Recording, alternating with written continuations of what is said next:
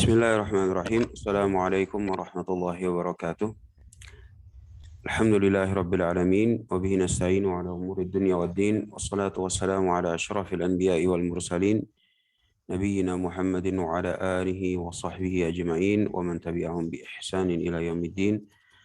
Asyhadu an la ilaha illallah wahdahu la syarika lah wa asyhadu anna Muhammadan abduhu wa rasuluhu amma ba'd. Alhamdulillah, segala puji hanya milik Allah Subhanahu wa taala. Kembali kita dimudahkan oleh Allah Subhanahu wa taala untuk berkumpul di majelis online kita dalam pembahasan akidah, yaitu yang terkait tentang pembatal-pembatal keislaman.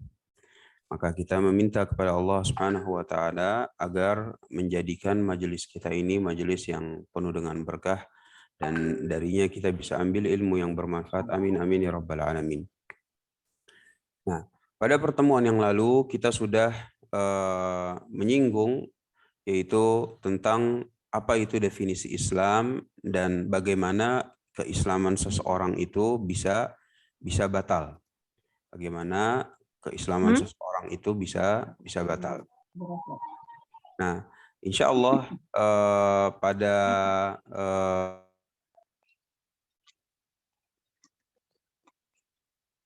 Ustaz, ada suaranya Ustaz.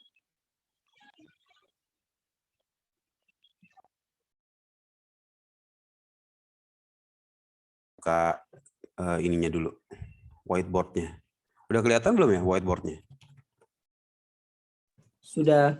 Udah ya, barakallahu fiik. Tapi Ana yang pensilnya belum kelihatan ya, bentar ya.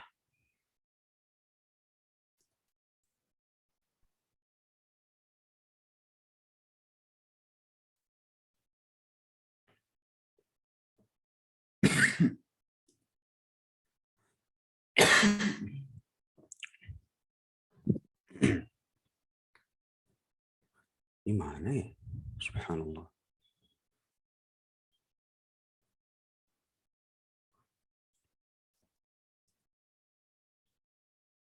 Whiteboard. Oh, ini dia.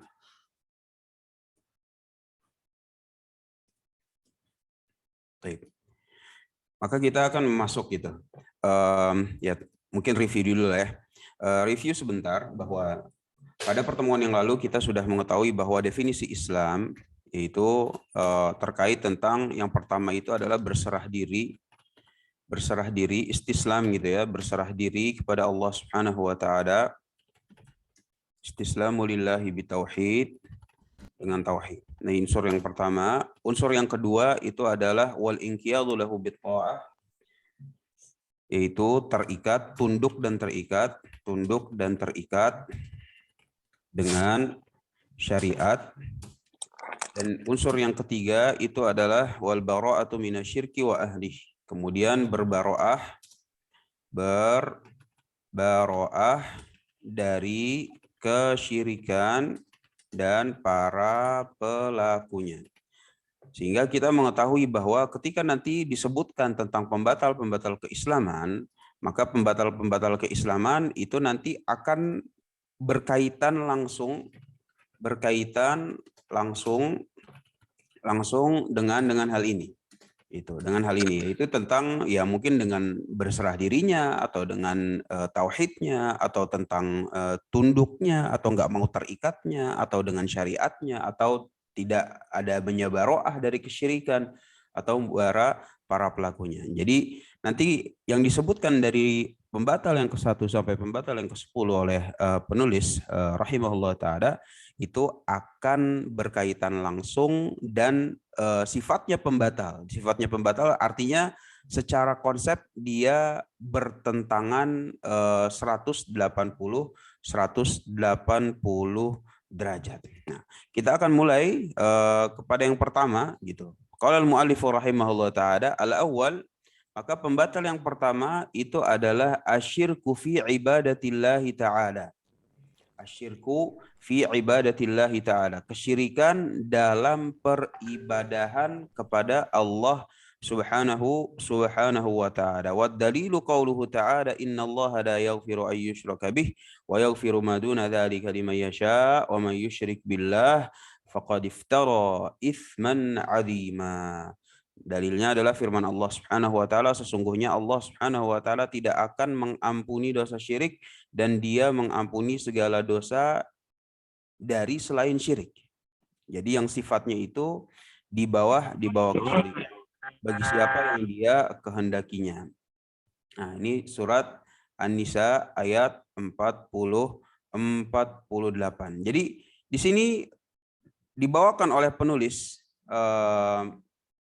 rahimahullah ta'ala pembatal yang pertama. Kita masuk gitu ya. Pembatal yang pertama. Pembatal yang pertama itu adalah asyirku fi ibadatillahi ta'ala. Kesyirikan dalam peribadahan. Ini pembatal yang pertama. Nah, kenapa disebut pembatal pertama? Kita juga harus tahu gitu. Ya kan? Secara konsep ini pembatal yang pertama kira-kira bertentangannya tuh sama yang mana ya? Gitu.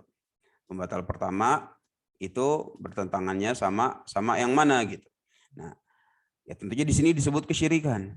Nah, disebut kesyirikan, apa sih syirik? Nah, ini kita juga harus tahu secara mendasar bahwa kemarin itu kita kan udah bahas tentang hak Allah Subhanahu wa taala. Hak Allah Subhanahu wa taala ya kembali lagi ada yang namanya hak untuk dikenal. Dikenal itu bisa lewat perbuatan maupun sifatnya. Ya kan? Yang kedua itu adalah hak untuk diibadahi. Nah, ini hak Allah Subhanahu wa taala. Kapan hak Allah Subhanahu wa taala itu diberikan haknya secara khusus? Nah, itulah yang namanya tauhid. Jadi ketika kita mau berbicara tentang tauhid, ya kan, tauhid itu adalah mengkhususkan, mengesahkan hak-hak kekhususan Allah Subhanahu wa taala. Ini tauhid. Jadi ada hak-hak khusus Allah Subhanahu wa taala, yaitu hak-hak yang ya mungkin dari perbuatannya maupun sifatnya yang dengannya itu dikenal Rabb kita Subhanahu wa taala. Ada juga hak untuk diibadahi. Nah, ketika kita berbicara tentang syirik, gitu. Syirik itu kan dari asal katanya itu adalah udah syaroka gitu ya, artinya menyekutukan. Secara bahasa itu, secara bahasanya itu menyekutukan. Apa sih Ustaz maksudnya menyekutukan? Kadang kita juga bahasa Indonesianya juga apa ini menyekutukan? Menyekutukan itu artinya melebihi dari satu gitu. Ya kan, kalau misalnya tauhid itu adalah mengesahkan, ya kalau misalnya syirik itu adalah menjadikan lebih dari satu gitu. Jadi gambaran menyekutukan itu adalah ada hak yang ini nih, lingkaran gitu ya.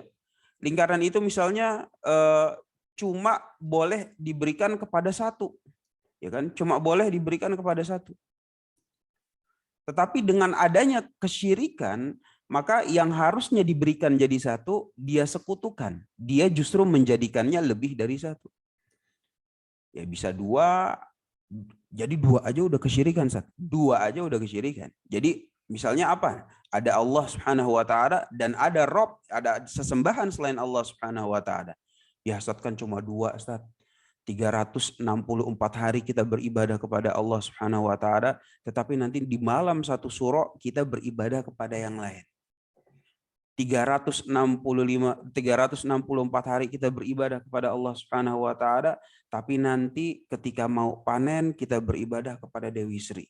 Masa cuma kayak begitu doang dibilang syirik? Iya. Jangankan satu hari gitu, 1 jam aja. Jadi selama hidup kita beribadah kepada Allah Subhanahu wa taala, tapi 1 jam subhanallah ternyata ada yang beribadah kepada selain Allah Subhanahu wa taala, itu sudah melakukan kesyirikan.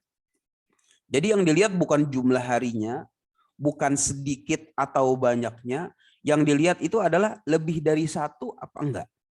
Ketika ada lebih dari satu, maka secara bahasa itu disebutnya syirik. Dan kalau misalnya secara istilah yang dijadikan lebih dari satu itu adalah hak-hak kekhususan Allah Subhanahu wa taala, maka itu adalah kesyirikan di dalam Islam. Nah, inilah dosa terbesar yang Allah Subhanahu wa taala firmankan, innallaha la yaghfiru ayyushraka bih. Nah, jadi yang menjadi timbangan itu bukan banyak, dikit, siapa, ya kan? Ah itu, tapi kan ini nabi, tapi kan ini wali, tapi kan ini orang soleh, tapi kan yang dilihat bukan objeknya itu siapa, kedudukannya siapa, enggak. Yang dilihat itu adalah Allah Subhanahu wa taala, hak khususnya itu dibagi enggak kepada yang lain. Ketika dibagi, maka itulah dia kesyirikan. Nah, dengan adanya gambaran seperti ini, kalau tauhid itu adalah mengesahkan, ya kan, cuma satu, sedangkan syirik itu adalah menjadikan lebih dari satu, maka kita bisa tahu bahwa tauhid dan syirik ini adalah bertentangan secara fundamental, secara konsepnya itu udah bertentangan 180 derajat. Nah, dari sini kita bisa tahu kenapa syirik itu membatalkan Islam. Karena dari definisi saja Islam itu adalah berserah diri dengan apa? Dengan tauhid. Nah, kalau tauhid ini hilang apa dengan syirik, ya berarti Islamnya itu udah nggak ada di sini. Islamnya itu sudah tidak ada di sini. Jadi secara definisi saja orangnya itu sudah disebut bukan sebagai orang Islam. Sebagai orang Islam, dan syirik itu adalah pembatalnya. Sebagaimana kemarin sudah kita bahas bahwa pembatal keislaman itu adalah yang tadinya ada Islam, ya kan, statusnya Islam, kemudian ininya hilang. Nah, itu namanya batal. Itu pembatal. Jadi yang tadinya Islam kemudian batal. Oh, batal dengan apa? Ya batal dengan apapun. Perbuatan, perkataan, keyakinan yang secara konsep bertentangan 180 derajat dengan definisi Islam itu sendiri. Sehingga dari sini kita tahu kenapa syirik itu disebut sebagai pembatal keislaman. Nah, di sini Ana ingin bawakan ya sebagaimana insya Allah pada pembatal-pembatal selanjutnya juga perkataan ulama supaya apa yang kita bahas di sini, mulai dari gambaran persoalan, mulai dari definisi, mulai dari kenapa bisa batal, dan yang tadinya ada kemudian nggak ada Islamnya, nah itu kita bawakan perkataan pendukung dari ulama supaya kita itu makin paham. Oh iya ya benar. Ah ini ternyata bukan dari kantongnya si Fadil doang, ternyata itu ulama juga bilang begitu tuh, dan cocok gitu. Artinya gambaran konsep yang kita pahami dengan apa yang dipaparkan ulama itu cocok. Nah, mengenai kesyirikan tersebut itu, di sini dijelaskan oleh Syekh Shalih Al-Fauzan hafizahullah taala dalam Syarah Nawaqidul Islam. Kata beliau hafizahullah taala, hakadza zayyana syayatinul jin wal ins lihaula. Jadi kesyirikan itu, kata Syekh Shalih Al-Fauzan di sini, merupakan perbuatan bagaimana syaitan-syaitan itu memperindah tentang perbuatan tersebut lihaula kepada para musyrikin. Wahum yadda'unal Islam, dan mereka mengaku Islam. Ya kalau mengaku boleh-boleh aja, terserah. Masalah mengaku saya muslim, saya soleh, saya keren, saya bagus, apa segala macam, itu cuma mengaku. Adapun secara hakikat, maka dilihat dari definisi. Dilihat dari definisi. Kalau memang definisinya terpenuhi, kalau syaratnya terpenuhi, ya berarti dia muslim. Kainan mangkan, dia siapapun, dimanapun, gitu. Kalau memang dia definisinya terpenuhi, maka dia itu Islam. Akan tetapi di sini kata Syekh Shalih Al-Fauzan hafizahullah, dia bilang wahum yadda'unal Islam. Pelaku kesyirikan itu ngakunya Islam. Pelaku kesyirikan itu ngakunya Islam, wa yashhaduna alla ilaha illallah, dan mereka bersaksi atau mengucapkan la ilaha illallah, wa yusallun wa yasumun, mereka salat, mereka puasa, walakin yukhlituna a'malahum bisyirkil akbar. Akan tetapi mereka ada amalan tercampuri syirik akbar, fayakhrujuna min dinil Islam, maka mereka keluar dari agama Islam, wahum yusallun, walaupun mereka salat, wa yasumun, walaupun mereka puasa, wa yahujjun, walaupun mereka haji, walladzi yarahum yadhunnu annahum muslimun, walaupun orang yang ngira mereka itu muslim. Selesai ya kutipannya. Jadi di sini kita bisa lihat bahwa bagaimana Syekh Shalih Al Fauzan di sini ya menguraikan bahwa orang yang melakukan kesyirikan, dari pemaparan tersebut ini adalah tertipu dengan syaitan.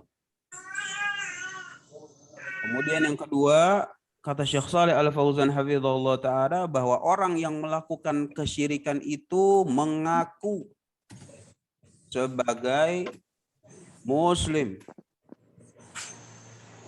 Kemudian juga kata beliau hafizahullah taala, orang yang melakukan kesyirikan itu adalah bersaksi dengan syahadat, artinya mengucapkan la ilaha illallah Muhammadur Rasulullah. Kemudian orang yang melakukan kesyirikan itu masih sholat 5 waktu, masih puasa bulan Ramadan. Ada yang dari mereka juga sudah berhaji, ya kan? Berhaji gitu. Akan tetapi, ya kan? Akan tetapi di sini kata Syekh Shalih, ya kita lihat bahwa walakin yukhlituna a'malahum bisyirkil akbar. Mereka mencampurkan amalan-amalannya, artinya ada dari amalan mereka yang berupa syirik akbar.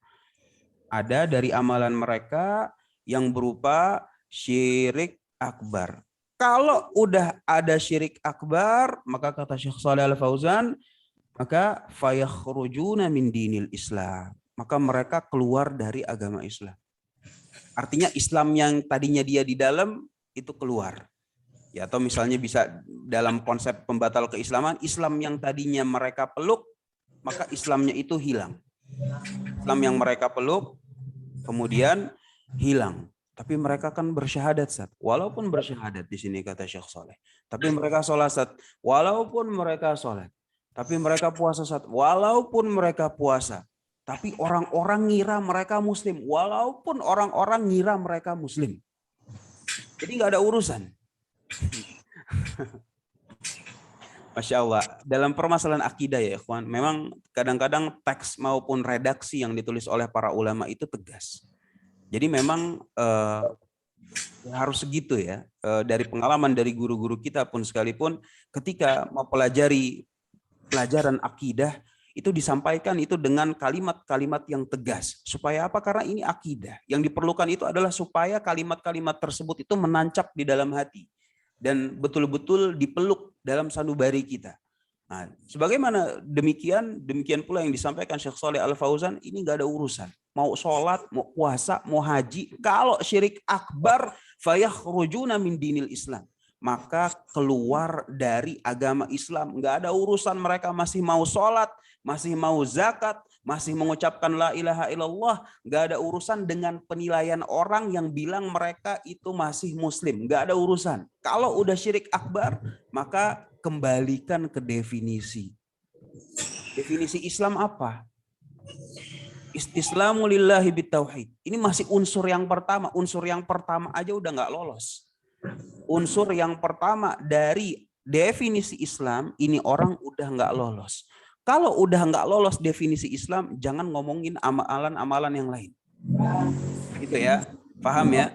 Gitu. Jadi ketika kita berbicara dengan definisi, ya kalau dari definisinya saja mereka udah nggak lolos, jangan ngomongin yang lain. Jangan ngomongin sholat, jangan ngomongin zakat, jangan ngomongin haji, jangan ngomongin ngurus masjid, jangan ngomongin yang lain. Jangan ngomongin akhlak, jangan ngomongin yang lain. Definisinya dulu. Kalau definisinya terpenuhi sebagai orang Islam, baru diomongin bagaimana kualitas keislamannya. Kan gitu. Sholat 5 waktu, zakat, ya kan, haji, akhlak yang baik, berbuat baik kepada istri, keluarga sakinah dan segala macam. Nah, itu merupakan kualitas keislaman. Nah, Gimana? Ya kalau sholat ya tentunya di situ ada perbedaan pendapat tentang masalah kualitas keislaman atau itu merupakan pembatal keislaman. Ala kulli hal, tapi kita nggak ke situ ya. Tetapi ketika kita berbicara tentang orang yang kualitas Islamnya seperti apa, ya kita harus tahu dulu ini beneran Islam apa bukan. Gitu. Jangan-jangan Islam aja dia belum. Gitu. Jangan-jangan Islam aja dia nggak, definisinya itu nggak terpenuhi. Kalau definisi Islamnya nggak terpenuhi, kualitas apa yang mau dibicarain? Orang nggak ada Islamnya, seperti itu.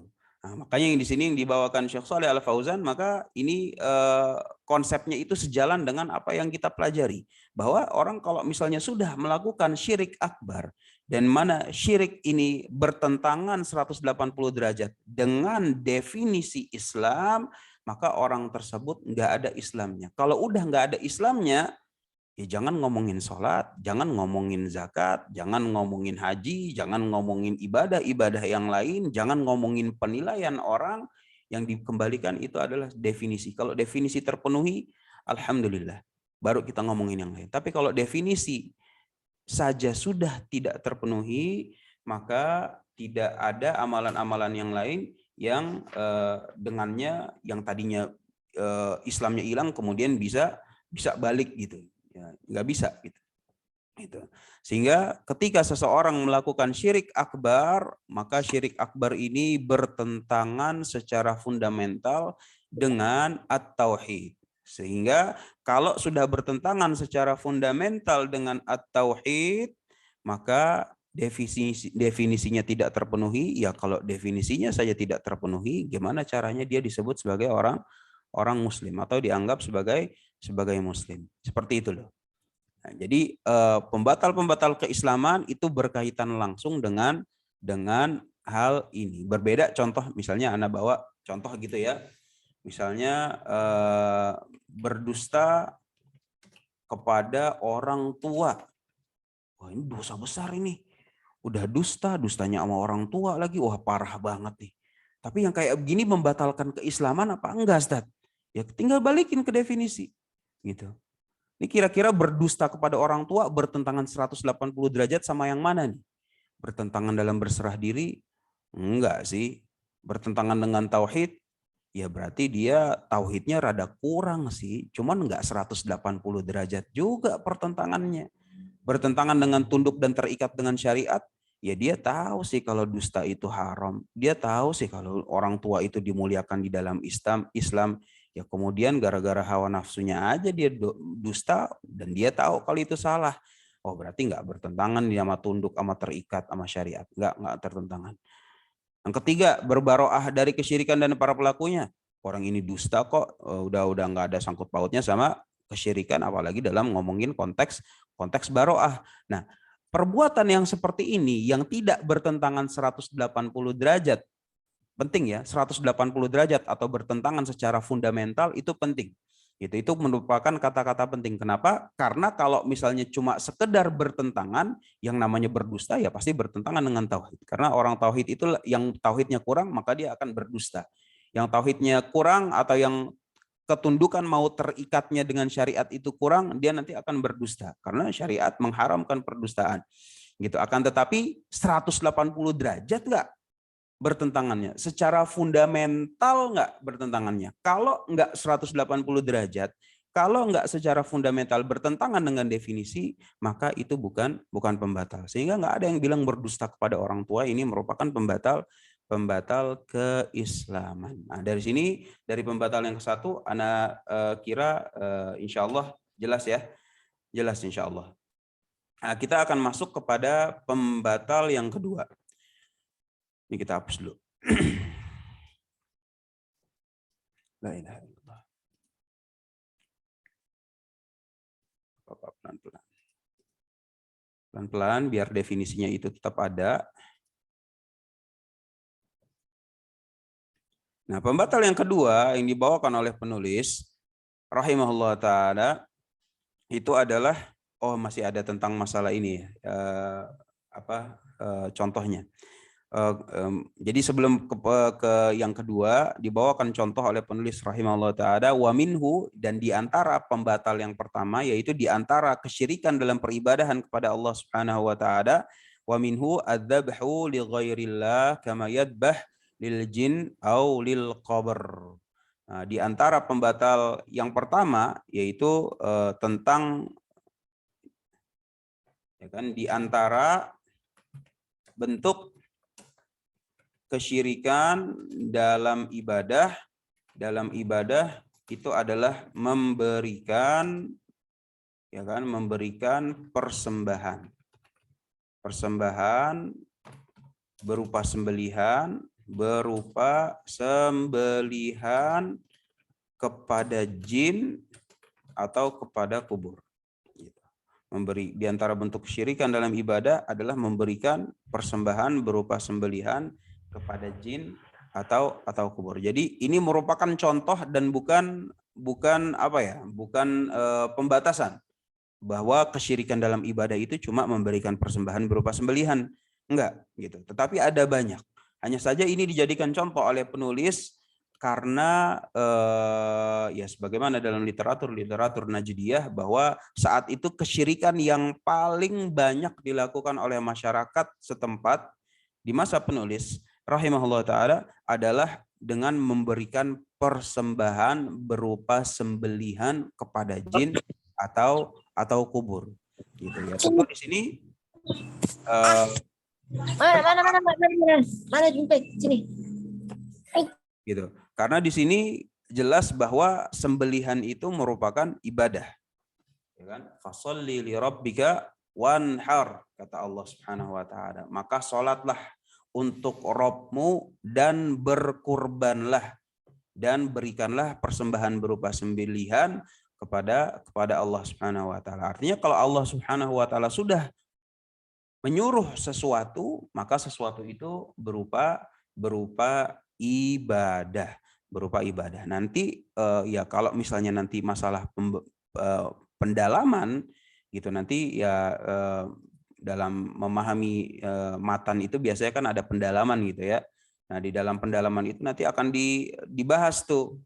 Wah, ini di antara bentuk kesyirikan memberikan persembahan berupa sembelihan kepada jin atau kubur.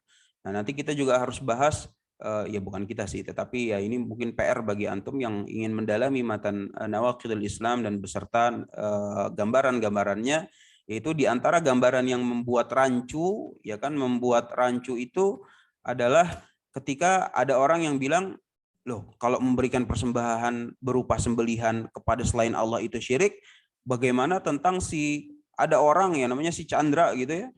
Chandra dia itu memberikan persembahan berupa sembelihan kepada si tamu yang namanya Budi. Nah, ini gimana, Ustaz? Katanya memberikan persembahan berupa sembelihan nggak boleh kepada selain Allah Subhanahu wa taala. Tapi ada orang nih, si Budi datang dari Solo, datang ke Jakarta, kemudian si Chandra, gara-gara Budi udah jauh-jauh dari Solo datang ke Jakarta, Chandra potongin kambing buat dia dan udah dijadikan persembahan buat si tamu. Dijadiin persembahan buat di tamu ya buat makan-makan. Nah, itu berarti kan memberikan persembahan juga dong, berarti kepada selain Allah Subhanahu wa taala. Nah, ini merupakan yang buat rancu gitu ya, bahwa disamakan gitu, memberikan kepada tamu dengan memberikan kepada jin atau kubur. Nah, jadi kan pasti kita harus tahu dong bedanya di mana. Kenapa kalau diberikan kepada jin jatuhnya itu adalah kesyirikan, ya kalau kepada tamu kok enggak dibilang kesyirikan, padahal sama-sama memberikan sembelihan kepada selain Allah Subhanahu wa taala. Ya, maka di sini kita juga harus ngerti bahwa ibadah itu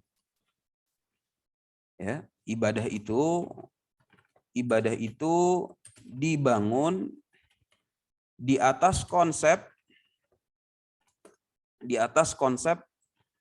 ta'zim gitu ya. Ta'zim dan tadallul gitu ya. Kalau bahasa Indonesianya di atas konsep pengagungan dan tadallul itu menganggap diri ini bisa dibilang butuh, hina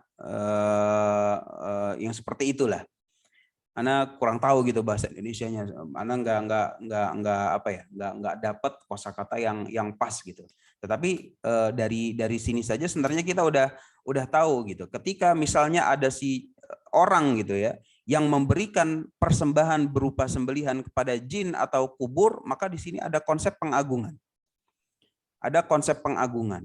Contohnya gimana ya? Contohnya langsung ditanyain aja, Pak, itu kubur yang dikasih ke Dewi Sri itu kubur lagi. Kerbau yang dikasih ke Dewi Sri, diberikan sembelihan untuk Dewi Sri. Itu dimakan apa enggak dimakan? Maka mereka akan bilang, oh enggak. Gitu. Itu enggak boleh dimakan semuanya.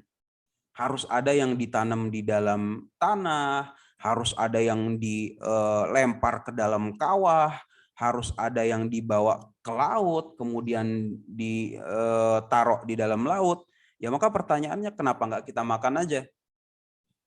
Jangan Pak, jangan dimakan. Nanti kalau dimakan akan begini dan begini. Nah itu kan berupa pengagungan. Ada rasa takut gitu. Nanti kalau misalnya ada ritual-ritual yang dilanggar, maka tentunya ada konsekuensi-konsekuensi bisa mihim gitu ya menurut persangkaan mereka. Nah, itu ibadah. Kenapa? Karena sudah ada ta'zim dan tadallul di situ. Berbeda sama si Chandra nih yang memberikan persembahan si kambing, sembelihan kambing sama si Budi. Dimakan nggak tuh Ustaz kambingnya? Dimakan.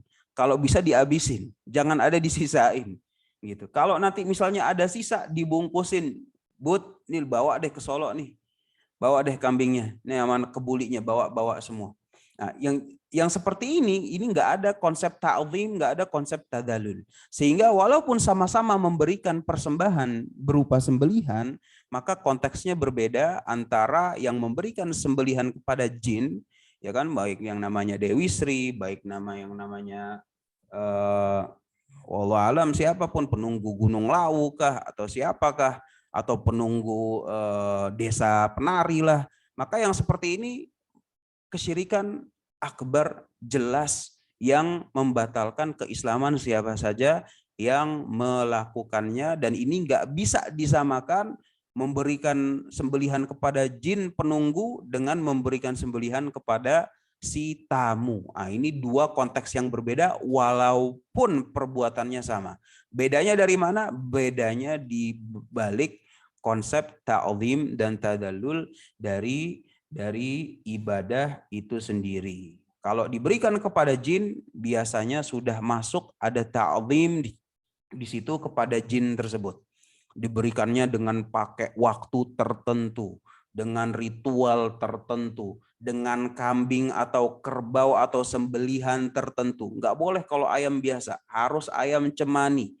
Nggak boleh kambing biasa, harus kambing yang demikian dan demikian. Ya kan? Nggak boleh sapi biasa, harus demikian dan demikian. Bahkan ya kalau yang sekarang gitu film yang lagi viral itu yang KKN di daerah penari, maka di film tersebut yang Ana dengar bahwa yang diberikan sembelihan itu adalah manusia. Udah bukan lagi binatang. La ilaha illallah. Subhanallah. Antum berikan sembelihan berupa manusia kepada jin sebagai tandingan bagi Allah Subhanahu wa taala, yang Allah Subhanahu wa taala aja nggak diberikan sembelihan berupa manusia ya ikhwan. Sehingga bagaimana mereka memperlakukan jin di daerah penari itu, mereka memperlakukannya dengan menempatkan jin-jin tersebut di atas Allah Subhanahu wa taala. Mereka takut sama jin-jin tersebut lebih takut daripada Allah Subhanahu wa taala. Mereka memuliakan jin-jin tersebut di atas memuliakan Allah Subhanahu wa taala. Maka yang seperti ini jelas bagi kita kaum muslimin bahwa ini merupakan pendangkalan akidah, bahwa apa yang dilakukan di film tersebut merupakan syirik akbar mukhrijun minal millah, yang mengeluarkan pelakunya dari keislaman. Dari keislaman, dan ini udah dalam taraf udah bukan sama lagi sama Allah, tetapi bahkan lebih dari itu. Sebagaimana kata Allah Subhanahu wa taala, wa minan nasi mayattakhidhu min dunillahi andadan yuhibbunahum kahubbillah. Orang musyrikin dulu aja kalau memang mau berbuat kesyirikan kepada Allah Subhanahu wa taala, levelnya itu masih sama. Yuhibbunahum kahubbillah. Ya kan? Mereka mencintai objek-objek yang mereka melakukan kesyirikan kahubbillah. Layaknya mereka mencintai Allah Subhanahu wa taala. Masih sama statusnya, enggak lebih.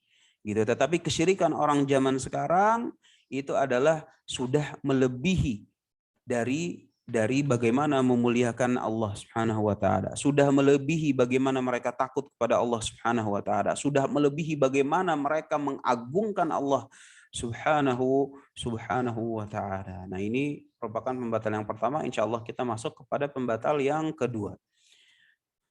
La ilaha illa anta. Berkata penulis rahimahullah taala, "Ats-tsani man ja'ala bainahu wa bainallahi wasa'id yad'uuhum wa yas'aluhum asy-syafa'ah wa yatawakkalu 'alaihim kafara ijma'a." Yang kedua itu adalah barang siapa yang menjadikan perantara antara dia dan dengan Allah Subhanahu wa taala, dia berdoa, meminta syafaat kepada mereka, bertawakal kepada mereka, maka pelakunya telah kafir menurut ijma. Pelakunya telah kafir menurut ijma. Nah, pembatal yang kedua di sini kata penulis, ya kan, pembatal kedua gambarannya itu adalah ada orang gitu ya. Misalnya balik lagi gitu, pakai nama aja, misalnya si Denny nih. Si Denny dia menjadikan perantara, menjadikan adanya perantara antara dia dengan Allah, kemudian perantara tersebut itu diibadahi, baik dengan berdoa kepadanya. Ya, di sini kalau kata penulis, yada'uhum wa yas'aluhumus syafa'ah, ya kan, dia berdoa ataupun minta syafaat atau dia bertawakal kepadanya, artinya di situ perantaranya itu diibadahi. Ini pembatal yang kedua. Nah, gambarannya itu adalah yang namanya perantara ini Denny nih. Ini Denny gitu. Nah, si Denny ini ketika mau beribadah kepada Allah Subhanahu wa taala, ketika dia mau beribadah kepada Allah Subhanahu wa taala, ya kan? Dia mau beribadah kepada Allah Subhanahu wa taala. Ya. Ya kan? Kalau gambarannya kaum muslimin itu ketika dia mau beribadah kepada Allah Subhanahu wa taala, secara default langsung aja ibadah. Nggak usah pakai perantara-perantara. Nah, adapun pembatal yang kedua, ini Denny. Ya kan? Ya misalnya ya, kemudian dia mau beribadah, cuma dia taruh di sini ada perantara. Ya kan? Dia taruh perantara di sini. Ya kan? Di sini antara dia dengan Allah Subhanahu wa taala. Gitu. Jadi ketika dia misalnya mau beribadah, ya kan? Kalau kaum muslimin kan langsung nih. Nah, kalau dia enggak, dia lewat perantara dulu.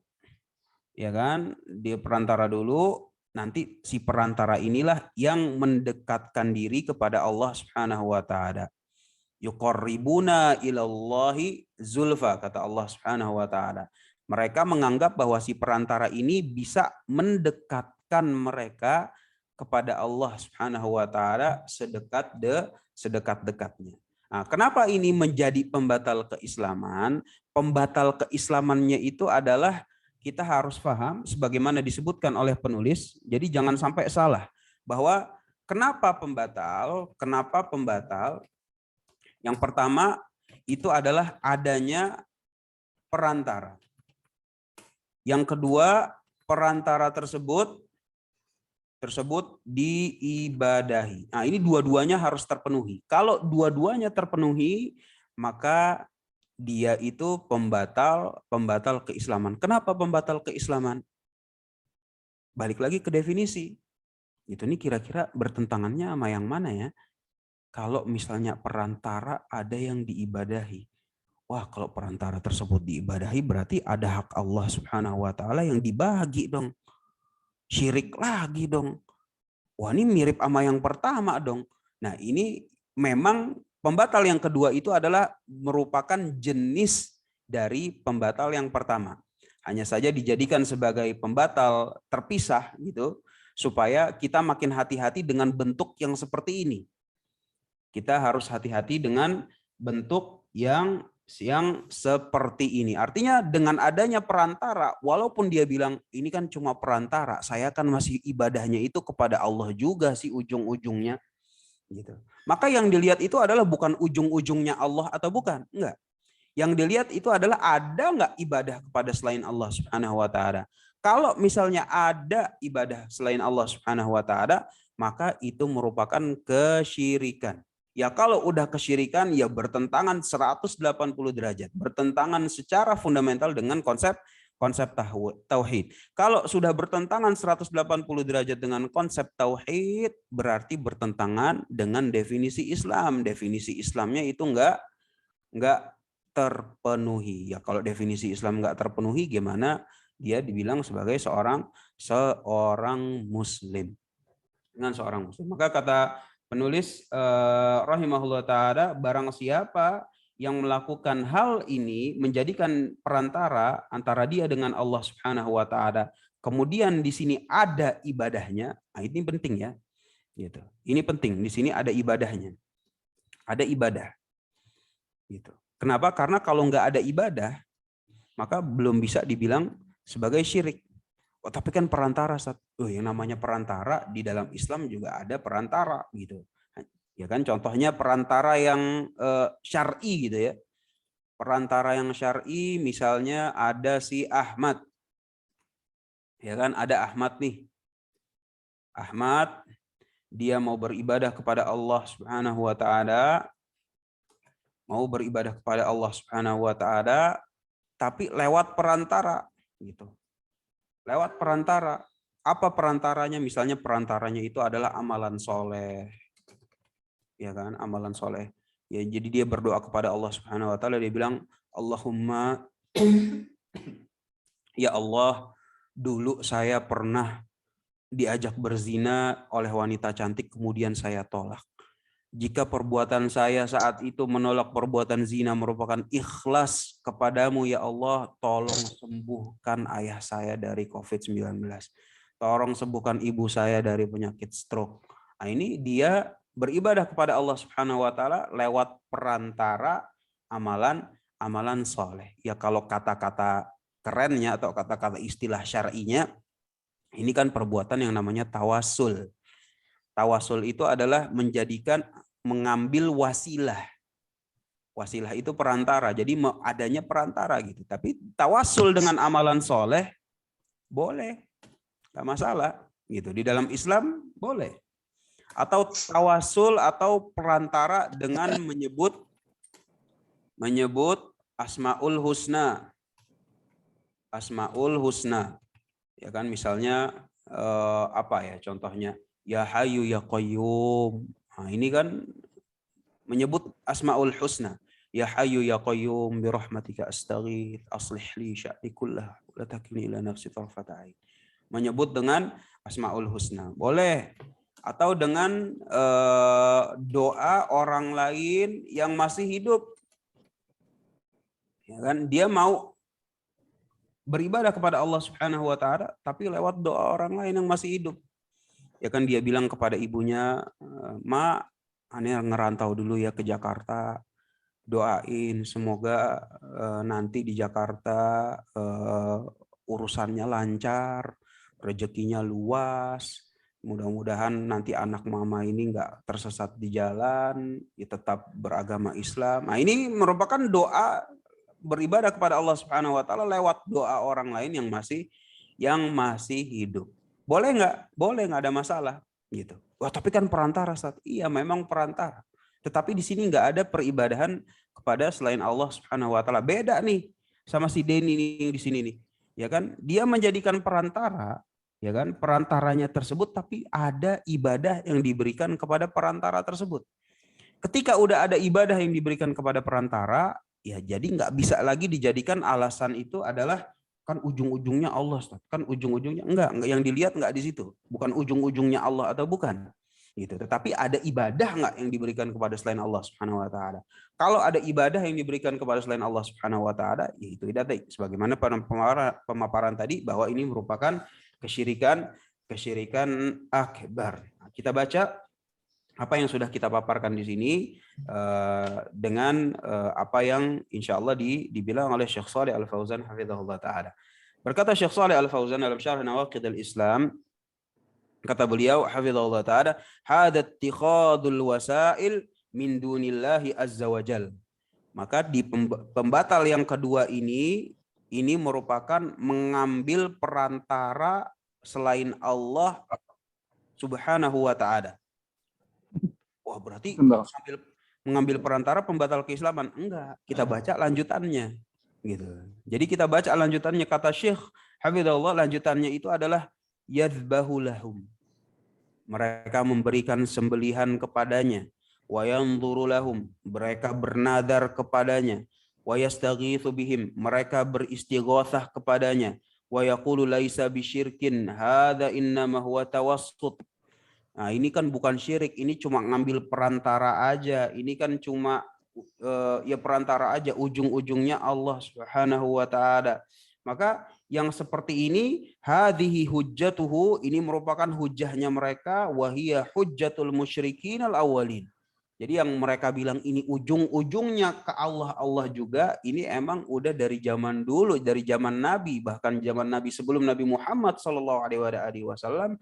Maka alasan mereka kenapa ada perantara yang diibadahi dari dulu emang begitu. Ya, jadi cuman bilang wah kan ujung-ujungnya Allah. Ya dari dulu juga emang kaum musyrikin bilangnya begitu. Sebagaimana Allah Subhanahu wa taala abadikan di dalam Al-Qur'an dan dikutip di sini oleh Syekh Shalih Al Fauzan, walladzina takhadhu min dunihi awliya ma na'buduhum illa liqarribuna ilallahi zulfa. Jadi di sini jelas ya bahwa kata Syekh Shalih Al Fauzan sekalipun bahwa pembatal kedua itu adalah bukan cuma sekedar ada perantara. Nah, ini kadang-kadang sering keliru gitu. Seringkali Ana melihat poster-poster dakwah itu ketika menjelaskan pembatal yang kedua itu bilang pembatal yang kedua menjadikan perantara antara dia dengan Allah. Loh, itu kurang gitu. Nggak boleh stop di situ, nggak boleh. Karena menjadikan perantara antara dia dengan Allah nggak semuanya pembatal. Ada yang bukan pembatal. Ada yang bahkan dibolehkan oleh syariat. Sehingga kalau cuma pembatal yang kedua menjadikan antara dia dengan Allah Subhanahu wa taala perantara, maka ini belum tentu pembatal. Harus ditambahin. Jadi nggak boleh dipotong di situ. Karena Nawaqidul Islam bahkan di sini oleh penulis rahimahullah taala pun nggak dipotong di situ. Tetapi ada tambahannya. Dan perantara tersebut diibadahi. Nah, itu tambahan penting. Perantara tersebut diibadahi. Nah, karena kalau sudah ada peribadahan kepada selain Allah Subhanahu wa taala, maka udah bukan lagi tauhid. Nah, itu adalah perbuatan kesyirikan. Nah, dari sini juga nanti misalnya kita kalau dalam pembahasan yang misalnya ya yang kontroversi gitu ya atau yang diperselisihkan oleh kaum muslimin gitu. Misalnya Ustadz boleh nggak beribadah kepada Allah ya kan, tapi misalnya lewat kemuliaan Nabi. Atau boleh nggak Ustadz, misalnya ada orang bilang begini, ya Allah, dengan kemuliaan Imam atau enggak dengan kemuliaan Abdul Qadir Jailani, kabulkan doa saya. Atau misalnya yang banyak gitu di negeri kita, misalnya ya Rabbi bil Mustafa balligh maqasidana gitu kan, ya Rabb ya kan, dengan kemuliaan Mustafa yaitu Nabi Muhammad balligh maqasidana, tolong ya kan, ya secara terjemahannya kabulkan doa-doa kami. Nah, ini dari teman-teman lafaz ini atau doa seperti ini syirik akbar atau bukan? Ada yang bisa jawab? Tafadhol silahkan. Atau mencoba jawab. Ini syirik akbar atau bukan nih? Gitu, ya Allah, dengan kemuliaan Abdul Qadir Jailani kabulkanlah doa saya. Ya Rob Bibil Mustafa, ya kan, wahai Robku, dengan kemuliaan Nabi Muhammad kabulkanlah balik maqasidana. Kabulkan doa kami, ataupun yang mungkin lebih apa lagi ya, misalnya ya Allah, dengan kemuliaan, ya misalnya ini biasanya diucapkan oleh orang-orang Mesir gitu ya, kuburan Imam Syafi'i. Jadi dia pergi ke kuburannya Imam Syafi'i, kemudian di tengah di pinggir kuburannya Imam Syafi'i dia bilang gini, ya Allah, dengan kemuliaan kuburan Imam Syafi'i kabulkanlah doa kami, lancarkanlah Ustadz, kami. Seperti ini. Tafadhol. kalau yang anda tahu sih itu bukan syirik akbar karena nggak ada peribadahan yang diberikan. Nah, awalnya sih ya ada perbedaan pendapat, ada yang bolehkan, ada yang enggak gitu. Gitu. Kalau yang anda tahu. Oh, taib. Jadi menurut antum nih khilafiyah gitu ya. Ini khilafiyah, tapi pertanyaannya bukan khilafiyah apa enggak. Yang Anda tanya syirik akbar atau bukan? Oh, bukan Ustadz. Bukan syirik akbar ya. Dari Bukan. teman-teman, kenapa? Gara-gara Karena nggak ada peribadahan yang diberikan. karena nggak ada peribadahan yang diberikan kepada selain Allah gitu ya. Taib. Dari teman-teman yang lain ada nggak yang beda gitu? Syirik akbar, Ustaz. Hah? Syirik akbar. Nah, ada yang bilang syirik akbar. Kenapa syirik akbar? Sebab ketika ia mengatakan dengan kemuliaan Nabi Muhammad SAW, dia sudah berdoa kepada selain Allah. Sedangkan doa itu hanya ditujukan kepada Allah Subhanahu wa Ta'ala, Ustaz. Taib. Jadi di sini ada yang bilang syirik akbar, ada yang enggak gitu ya. Permasalahan khilafiyah itu bukan pembahasan di sini. Kita cuma pengen tahu ini syirik akbar atau bukan gitu. Karena kalau syirik akbar ya berarti keluar dari Islam gitu kan. Nah, yang bilang bukan syirik akbar ya tadi Falgi bilang bahwa ini bukan syirik akbar karena enggak ada ibadah yang diberikan kepada selain Allah Subhanahu wa taala. Perantara sih ada. Perantara ada ya. Kita semua setuju dari 3 lafaz ini adanya perantara selain Allah Subhanahu wa taala. Baik perantaranya itu adalah kemuliaan Syekh Abdul Qadir, baik perantaranya itu adalah kemuliaan Nabi Muhammad, baik perantaranya itu adalah kemuliaan kuburan Imam Syafi'i. Nah, ini semua perantara. Semua perantara. Tinggal perantara tersebut diibadahi apa bukan? Kan gitu. Kalau misalnya perantara tersebut diibadahi, barulah itu syirik akbar. Tapi kalau nggak ada ibadahnya yang diberikan, maka bukan syirik akbar ya. Terus ya makanya di sini kita harus teliti gitu. Teliti ya kita lihat, ya Allah. Oh, yang didoa itu adalah Allah. Gitu. Ya Rob. Oh, dia doanya itu kepada Rob. Ya Allah. Doanya kepada Allah Subhanahu wa taala. Nah, terus ini dengan kemuliaan Abdul Qadir Jailani, ini perantara. Terus perantaranya diibadahi apa enggak? Kalau yang mau bilang ini diibadahi, tadi kata salah satu hafidzakallah, dia bilang ini diibadahi. Maka ya kita harus tahu ibadahnya dengan apa? Apakah mereka dipanggil? Dengan apa nih diibadahi gitu? Misalnya terkadang disebut agisna ya Abdul Qadir Jailani. Kalau misalnya agifna Abdul Qadir Jailani artinya mintanya udah kepada Abdul Qadir, udah bukan kepada Allah lagi gitu ya. Kebanyakan orang seperti itu Ustadz kalau terhadap Abdul Qadir Jailani. Iya paham, Ana barakallahu fiik. Tapi kita jangan ke lafaz yang lain gitu. Maksud Ana kita coba yang 3 ini dulu nih. Yang 3 ini dulu, Ana ingin mengkaitkan lafaz 3 ini dengan pembatal yang kedua. Gitu. Apakah lafaz 3 ini termasuk ke pembatal yang kedua atau bukan? Gitu loh. Gitu. Supaya gambaran kita itu utuh gitu, bahwa yang pembatal kita akan bilang pembatal. Yang bukan pembatal nggak bisa kita paksakan sebagai pembatal. Nah, dari lafadz yang disebutkan sebagai contoh di sini, maka dilihat ada nggak peribadahan kepada selain Allah Subhanahu wa taala. Maka dari lafadznya nggak bisa kita bilang oh ada peribadahan kepada selain Allah Subhanahu wa taala, nggak ada. Gitu. Dengan kemuliaan Abdul Qadir Jailani. Lah emang kemuliaannya ini di sini diapain gitu sama dia? Diberikan tawakal, diberikan sembelihan, dipanggil-panggil, ya kan? Karena berbeda dengan ya Allah dengan kemuliaan Abdul Qadir Jailani dengan ya Abdul Qadir Jailani. Ini dua hal yang jauh berbeda gitu. Jauh berbeda. Kalau ada ya Allah dengan kemuliaan Abdul Qadir Jailani artinya dia beribadah kepada Allah Subhanahu wa taala cuma pakai bumbu, cuma pakai perantara. Cuma pakai perantara. Yang kedua juga dia beribadah kepada Allah Subhanahu wa taala cuma pakai perantara. Perantaranya itu adalah kemuliaan Nabi Muhammad SAW.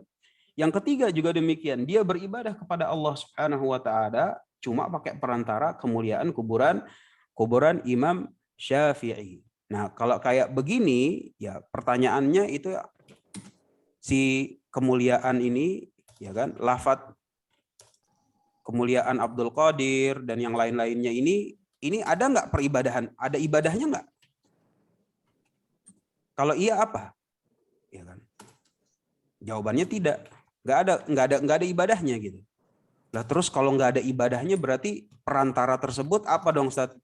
Ya tinggal perantara tersebut gimana dong Ustaz hukumnya? Ya tinggal perantara tersebut syar'i apa nggak syar'i kan gitu kan? Syar'i atau tidak? Ya kalau misalnya syar'i ya berarti boleh, ya kalau nggak syar'i berarti bid'ah kan gitu. Gitu. Jadi gambaran kita itu dalam pembatal yang kedua itu adalah adanya perantara antara dia dengan Allah Subhanahu wa taala plus perantara tersebut diibadahi. Kalau misalnya teksnya itu kita ganti, ya kan? Kita ganti misalnya agifna, ya kan? Agifna ya fulan, agifna ya Abdul Qadir. Itu kan berarti secara bahasa Indonesia pun udah beda. Ya Abdul Qadir, tolonglah aku. Sehingga doanya dia udah bukan kepada Allah lagi, tetapi doanya itu kepada Abdul Qadir. Atau kayak contoh kisah yang masyhur gitu ketika tsunami dulu di Aceh dan salah satu korban yang diselamatkan oleh Allah Subhanahu wa taala, tapi justru dia ketika minta keselamatan dia mintanya ya Abdul Qadir, ya kan, tolonglah saya dari tsunami. Yang kayak begini udah ya Abdul Qadir nih, udah bukan Allah lagi nih yang dipanggil nih. Sedangkan memanggil-manggil seperti ini kan masuknya kan doa ya. Yang diminta tolong itu bukan Allah. Yang diminta tolong itu adalah udah bukan Allah Subhanahu wa taala. Kalau udah bukan Allah Subhanahu wa taala ya berarti memang ibadahnya itu sudah bukan kepada Allah Subhanahu wa taala tetapi kepada yang lain. Artinya di pembatal kedua ini yang penting digarisbawahi dan diingat bahwa adanya perantara itu enggak otomatis pembatal. Belum tentu. Karena ada perantara yang syar'i. Ada perantara yang bid'ah tapi di situ belum sampai derajat kesyirikan. Tapi yang menjadikan itu pembatal keislaman itu adalah ketika udah ada perantara plus perantara tersebut diibadahi karena kalau sudah memberikan ibadah kepada selain Allah Subhanahu wa taala maka jelas ini merupakan perbuatan kesyirikan waliyadzubillah. Nah, kira cukup insyaallah kita bahas pembatal yang ke-1 dan ke-2. Insyaallah pada pertemuan berikutnya kita masuk kepada pembatal yang ke-3 dan ke-4. Semoga Allah Subhanahu wa taala mudahkan. Hada wallahu a'lam bishawab. Apabila ada yang ingin tanyakan silakan tafadhol. Assalamualaikum Ustaz. Waalaikumsalam warahmatullahi. Ustaz, kalau yang tadi dikatakan bid'ah itu yang Robibil Mustafa itu bisa nggak dikatakan juga sebagai syirik kecil karena dia kan juga merupakan pintu kepada syirik akbar. Ya. Ya. Kalau misalnya dikatakan sebagai syirik kecil gitu, dalam artian syirik kecil itu kan ada definisinya gitu ya. Di antara definisi yang cukup populer dari definisi syirik kecil Nah ini termasuk definisinya dari Syekh Abdurrahman As-Sa'di rahimahullah ta'ala, bahwa syirik kecil adalah segala sesuatu yang mengantarkan kepada syirik akbar. Pada syirik akbar. Nah, dengan definisi ini sebagian ulama itu bilang bahwa 3 lafaz ini merupakan syirik kecil. Syirik akbar sih enggak gitu, tapi ini udah syirik kecil nih, bahaya nih lafaz-lafaz kayak begini. Kenapa? Karena ya pertama-tama sih cuma sebagai bumbu gitu kan. Ya Allah dengan kemuliaan Abdul Qadir. Ya Allah dengan kemuliaan kuburan fulan. Ya Allah dengan ini. Ya awal-awalnya sih cuma bumbu. Tapi lama-kelamaan bukan nggak mungkin yang tadinya bumbu jadi objek utama. Mungkin banget. Berapa banyak orang yang mula-mulanya datang ke kuburan, doanya kepada Allah Subhanahu wa taala, lama-kelamaan doanya ke kuburan, langsung ke kuburan, mintanya ke kuburan. Gitu. Nah, dan ini sudah terbukti lah, bahkan di tengah-tengah masyarakat kita sendiri, orang yang sering ke kuburan, ziarah segala macam, ya awal-awalnya sih mintanya sama Allah. Ya kan, doa di situ, ya kan, dengan anggapan wah doa di sini nih insya Allah lebih makbul. Kemudian setelah itu lama-kelamaan akhirnya tertipu dia dengan syaitan yang tadinya cuma sebagai bumbu dengan kemuliaan ini, kemudian jadinya objek utama. Udah deh langsung kita kasih ibadahnya aja deh, langsung ke kuburan, sembelih dia di situ. Dia langsung doanya itu langsung ke kuburan. Itu ya fulan, ya agifni, ya fulan, tolonglah aku ya fulan, lancarkanlah rizkiku, ya fulan, ya kan, ringankanlah beban hidupku. Nah, yang kayak begini jadinya syirik akbar.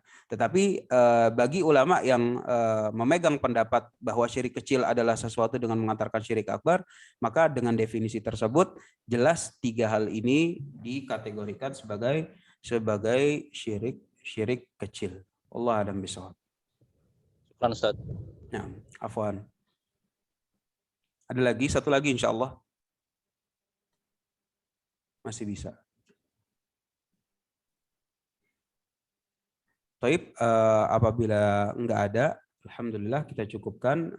Nanti kalau misalnya memang ada yang masih mau ditanyakan, bisa langsung di grup WA ya. Dan insya Allah apa yang dimudahkan oleh Allah Subhanahu wa taala, ana akan bantu coba menjawabnya. Hada wallahu a'lam bishawab. Wassallallahu ala nabiyyina Muhammadin wa ala alihi wa sahbihi wasallam. Wa akhiru da'wana alhamdulillahirabbil alamin. Wassalamualaikum warahmatullahi wabarakatuh. Waalaikumsalam warahmatullahi. Jazakallahu khairan. Wa iyyakum.